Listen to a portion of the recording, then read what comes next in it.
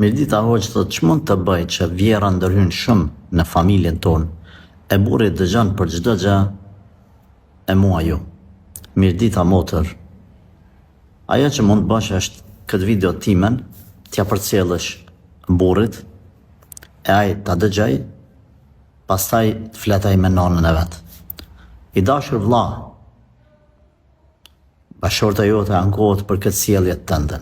Në Islam nuk lejohet ti bësh zullum gruas në llogari të askujt në botë, as të nanës, as të babës. Secillit ti si bashort duhesh me ia dhon hakun. Pejgamberi sallallahu alaihi wasallam gratë tuaja u kalon amanet, pra ato janë amaneti i Resulullahit sallallahu alaihi wasallam. Mos i bën zullum. Nuk duhet t'i mbash krah nanës vetëm pse e ke nanë, por duhet t'i mbash krah të drejtës, kudo qoftë ajo. Allahu azza jall e do drejtësinë, është i drejtë dhe e ka obligu drejtësinë.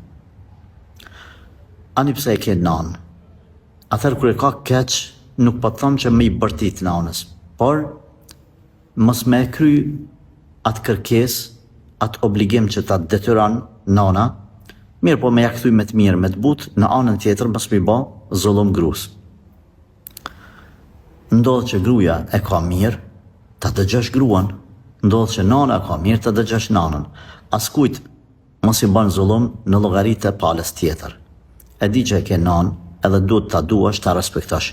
Por asesi të vjen puna që për çdo gjë nana më ndërhy. Janë dhe gjëra të cilat nuk duhet më ndërhy askush mes burrit edhe gruas.